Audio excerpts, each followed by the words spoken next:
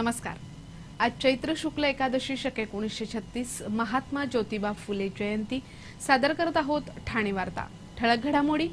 जिल्ह्यामध्ये मतदारसंख्येनुसार ठाणे लोकसभा मतदारसंघ सर्वात मोठा तर पालघर लोकसभा मतदारसंघ सर्वात लहान। अर्नाळा पोलीस ठाण्याच्या पोलीस उपनिरीक्षकाला 1 लाख रुपयांची लाच घेताना रंगेहात अटक। आणि येत्या गुरुवारी ठाणे उत्पादक संघटनेच्या सुवर्ण महोत्सवी कार्यक्रमासाठी माजी राष्ट्रपती ठाण्यात। या आणि इतर घडामोडी विस्तृतपणे पण काही क्षणातच। ठाणे वार्ता पहा श्रीस्थानक वाहिनीवर। आता सकाळी 9:15 पासून रात्री 9:15 पर्यंत ठाणे वार्ता, ठाण्यातील पहिलं दृकश्राव्य माध्यम। श्रीस्थानक वाहिनी, ठाण्याची स्वतःची वाहिनी। ठाण्यातील घडामोडी, कार्यक्रम, वादविवाद, अगदी गाणी, नाटक याचा आनंद घर बसल्या पहा श्रीस्थानक वाहिनी। आपल्या ठाण्याचं हक्काचं व्यासपीठ श्रीस्थानक वाहिनी। ठाणे वार्ता आता संकेतस्थळावर देखील ठाणेवार्ता.com वर क्लिक करा आणि ठाण्याच्या घडामोडी जाणून घ्या। ठाण्यातील पहिलं ऑनलाईन माध्यम ठाणेवार्ता.com। नमस्कार मंडळी, दर रविवारी पाहायला विसरू नका। नमस्कार मंडळी, आपल्या प्रश्नांचं थेट उत्तर। ठाणे वार्ता पहा श्रीस्थानक वाहिनीवर। आता सकाळी 9:15 पासून रात्री 9:15 पर्यंत ठाणे वार्ता, ठाण्यातील पहिलं दृकश्राव्य माध्यम। ठाणे जिल्ह्यातील 4 लोकसभा मतदारसंघांमध्ये मतदारसंख्येच्या दृष्टीने ठाणे लोकसभा मतदारसंघ सर्वात मोठा तर पालघर लोकसभा मतदारसंघ सर्वात लहान मतदारसंघ ठरलाय। ठाणे जिल्ह्यामध्ये लोकसभेचे पालघर, भिवंडी, कल्याण आणि ठाणे असे 4 लोकसभा मतदारसंघ आहेत। निवडणूक लढवणाऱ्या उमेदवारांच्या संख्येबाबतही ठाणे सर्वाधिक तर पालघरमध्ये सर्वात कमी उमेदवार निवडणुकीच्या रिंगणात आहेत। ठाणे लोकसभा मतदारसंघात मतदारांची संख्या 20,72,893 आहे, तर पालघर लोकसभा मतदारसंघात मतदारांची संख्या 15,77,961 आहे। कल्याण लोकसभा मतदारसंघात 19,24,449 मतदार असून हा मतदारसंघ मतदारांच्या संख्येच्या दृष्टीने जिल्ह्यात दुसऱ्या क्रमांकावर आहे। भिवंडी लोकसभा मतदारसंघात 16,96,399 मतदार असून मतदारसंख्येच्या दृष्टीने भिवंडी लोकसभा मतदारसंघ हा जिल्ह्यात 3ऱ्या क्रमांकावर आहे। ठाणे उत्पादक संघाच्या सुवर्ण महोत्सवी वर्षानिमित्त होणाऱ्या कार्यक्रमासाठी भारताचे माजी राष्ट्रपती डॉक्टर APJ अब्दुल कलाम येत्या गुरुवारी ठाण्यात येत आहेत। ठाणे उत्पादक संघाचे अध्यक्ष सुधीर कालिया यांनी काल एका पत्रकार परिषदेत ही माहिती दिली। ठाणे उत्पादक संघ गेली 50 वर्ष कार्यरत असून या संस्थेचे 150 सभासद आहेत। 1960 मध्ये ठाण्यात असणाऱ्या काही प्रमुख उद्योजकांनी आठवड्यातून एकदा भेटण्यास सुरुवात केली आणि त्यातून संघाचा जन्म झाला। सुरुवातीला रवी इंडस्ट्रियल मधून संघाचा कारभार चालत असे, त्यानंतर पेपर प्रोडक्ट्स मध्ये आणि 1979 मध्ये वागळे इस्टेट येथील स्वतःच्या वास्तूत संघाचं स्थलांतर झालं। यावर्षी संघाच्या सुवर्ण महोत्सवी वर्षानिमित्त ठाण्यातील 2 उद्योजकांचा सत्कार केला जाणार आहे। ब्लू स्टारचे अशोक अडवाणी यांचा उत्पादकतेसाठी तर प्रभाकर देवधर यांचा तंत्रज्ञानासाठी विशेष पुरस्कार देऊन गौरव करण्यात येणार असल्याचं कालिया यांनी सांगितलं। अडवाणी यांनी फक्त 3 कर्मचाऱ्यांच्या सहाय्याने ब्लू स्टारची सुरुवात केली आणि आज या कंपनीची उलाढाल 3000 कोटींवर पोहोचली आहे। तर प्रभाकर देवधर हे पंतप्रधानांचे इलेक्ट्रॉनिक सल्लागार होते। 17 एप्रिलला होणाऱ्या सोहळ्यात उत्पादकता आणि राष्ट्रीय विकास या विषयावर माजी राष्ट्रपती अब्दुल कलाम मार्गदर्शन करणार आहेत। यावेळी ठाण्यातील उद्योजकांच्या आठवणी, ठाण्यातील उद्योजकांच्या यशस्वीतेमागच्या गोष्टी आणि ठाण्याचा इतिहास या विषयावर एका पुस्तकाचं प्रकाशन केले जाणार आहे।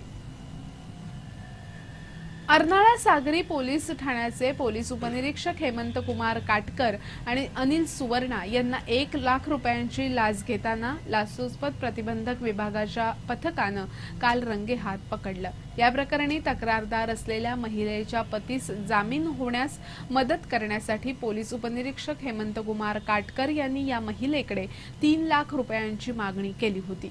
पण त्यांना लाच देण्याची इच्छा नसल्यानं तिनं या प्रकरणी मुंबईच्या लाचलुचपत प्रतिबंधक विभागाकडे तक्रार केली। त्यानंतर एवढे पैसे देणं शक्य नसल्यानं पुन्हा एकदा काटकर यांच्याशी चर्चा करण्यात आली। त्यावेळी त्यांनी 2 लाख रुपये घेण्याचं मान्य केलं आणि पहिला हप्ता म्हणून 1 लाख रुपये स्वीकारण्याचं कबूल केलं।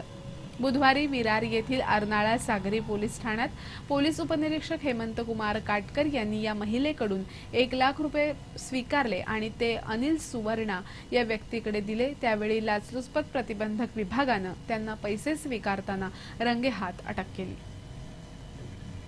विद्याप्रसारक मंडळाचे माजी अध्यक्ष डॉक्टर वाना बेडेकर यांच्या 10व्या स्मृतिदिनानिमित्त येत्या 14 एप्रिल रोजी शिक्षणतज्ज्ञ प्राध्यापक बी.के. पासी यांच्या एका व्याख्यानाचं आयोजन करण्यात आलंय। बी.के. पासी हे शिक्षण क्षेत्रातील प्रसिद्ध नाव आहे। गेली 40 वर्ष संशोधक, प्रशिक्षक आणि सल्लागार म्हणून ते कार्य करत आहेत। देशातच नव्हे तर युनेस्को, UNDP, OECD अशा अनेक संस्थांमध्ये त्यांनी काम केलंय। मायक्रो टीचिंग क्षेत्रात त्यांनी बरंच काम केलंय। दूरस्थ शिक्षणाची धोरणं अशा विविध क्षेत्रात त्यांनी संशोधन केलंय। दैनंदिन कामकाजातून निवृत्ती घेऊन प्राध्यापक पासी सल्लागाराची भूमिका निभावत आहेत। ठाण्यामध्ये विद्याप्रसारक मंडळाच्या थोरले बाजीराव सभागृहात प्राध्यापक पासी हे सामूहिक अध्ययन, सुसंस्कृत समाज निर्मितीचं एक साधन या विषयावर व्याख्यान देणार आहेत। ठाणे वार्ता पहा श्रीस्थानक वाहिनीवर। आता सकाळी 9:15 पासून रात्री 9:15 पर्यंत ठाणे वार्ता, ठाण्यातील पहिलं दृकश्राव्य माध्यम। आपला परिसर स्वच्छ आणि सुंदर ठेवण्यासाठी ठाणे महापालिकेत सहकार्य करा। ओला सुका कचरा वेगवेगळा जमा करा आणि रोगराईपासून मुक्तता मिळवा। अगं ए गौरे, आज मतदानाचा दिवस आहे ना, चल ना मग मतदानाला। चला चला। काय कुठे निघाला तेवढ्या सगळ्या जणी? आम्ही मतदान करायला निघालो आहोत।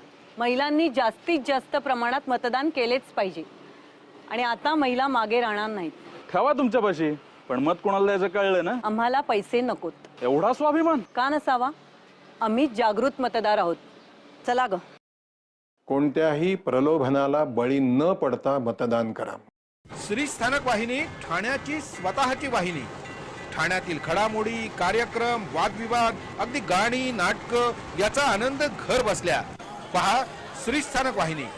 आपल्या ठाण्याचं हक्काचं व्यासपीठ श्रीस्थानक वाहिनी। ठाणे वार्ता आता संकेतस्थळावर देखील ठाणेवार्ता.com वर क्लिक करा आणि ठाण्याच्या घडामोडी जाणून घ्या।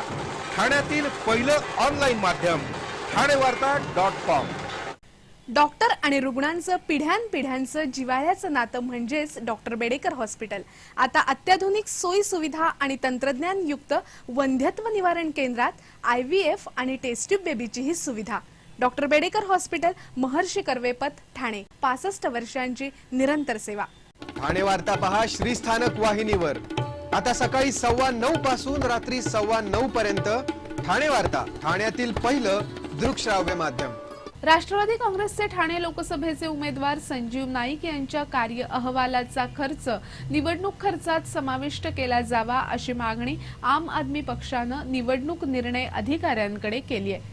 खासदार संजीव नाईक यांच्या 2009 ते 2014 या काळातील 32 पानी कार्य अहवाल पुस्तिकेचं वाटप नवी मुंबई, ठाणे आणि मीरा भाईंदरमध्ये लाखोंच्या संख्येनं करण्यात आलंय। आचारसंहिता लागू झाल्यावरही हे वाटप सुरू आहे।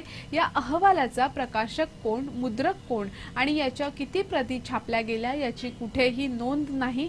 अत्यंत महागड्या आणि चकचकीत कागद असलेल्या या अहवालाच्या छपाईवर खूप खर्च करण्यात आल्याचं आम आदमी पक्षाचं म्हणणं आहे।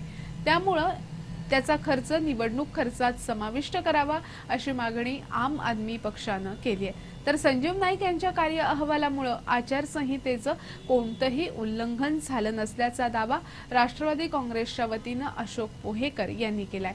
या कार्य अहवालाचं प्रकाशन 8 फेब्रुवारीला शरद पवार यांच्या हस्ते करण्यात आलं होतं आणि हा प्रकाशन समारंभ निवडणुकीची आचारसंहिता लागण्यापूर्वी झाल्याचा खुलासा अशोक पोहेकर यांनी केलाय। रेल्वे प्रशासनाकडून ठाण्यातील प्रवाशांना सापत्न वागणूक मिळत असून लांब पल्ल्याच्या गाड्या योग्य पद्धतीनं थांबत नसल्यानं प्रवाशांची गैरसोय होतीये। 2 वर्षापासून या प्रकरणी पाठपुरावा करूनही रेल्वे प्रशासन अतिशय ढिम्म आहे। त्यामुळे प्रवाशांची तक्रार आहे। ठाण्यातील काही प्रवाशांनी पुण्याला जाण्यासाठी म्हणून प्रगती एक्सप्रेसचं आरक्षण केलं होतं। या आरक्षणानुसार आरक्षित डबा हा इंजिन पासून 8वा असेल असं इलेक्ट्रॉनिक इंडिकेटरवर दाखवलं जात होतं। प्रत्यक्षात ठाणे रेल्वे स्थानकात गाडी आल्यावर हा डबा इंजिन पासून 11वा असल्याचं प्रवाशांच्या लक्षात आलं। त्यामुळे डबा पकडण्यासाठी प्रवाशांची बरीच धावपळ झाली। प्रगती एक्सप्रेस ठाणे रेल्वे स्थानकात अगदी 2 ते 3 मिनिटं थांबते। त्यामुळे प्रवाशांना आपला डबा शोधून या डब्यात आपली जागा पकडताना मनस्तापाबरोबरच धावपळही होते। उपनगरीय गाड्यांना रेल्वे मार्गात EMU हॉल्ट असा फलक लावला असतो। त्यामुळं उपनगरीय गाड्यांबरोबर त्या ठिकाणी थांबतात। अशीच काही योजना लांब पल्ल्याच्या गाड्यांना करावी अशी मागणी ठाण्यातील एक जागरूक रेल्वे प्रवासी विनायक थत्ते यांनी रेल्वे प्रशासनाकडे 2 वर्षापूर्वी केली होती, पण रेल्वे प्रशासनानं त्याला नेहमीप्रमाणे केराची टोपली दाखवली। ठाणे रेल्वे स्थानकाला येत्या 16 एप्रिलला 161 वर्ष पूर्ण होत आहेत, पण प्रवाशांना मात्र साध्या सुविधाही रेल्वे प्रशासन देऊ शकत नाही। ठाण्याचे खासदार या प्रकरणावर लक्ष घालणार का असा प्रश्न या निमित्तानं उपस्थित झालाय। येत्या सोमवारी 14 एप्रिल रोजी मंगळ ग्रह पृथ्वीच्या जवळ म्हणजे 9,24,00,000 किलोमीटर अंतरावर येणार आहे। ही माहिती ज्येष्ठ खगोल अभ्यासक दाकृ सोमण यांनी दिली। मंगळ ग्रह रात्रीच्या प्रारंभी पूर्वेला हस्त नक्षत्रात साध्या डोळ्यांनीही पाहता येईल।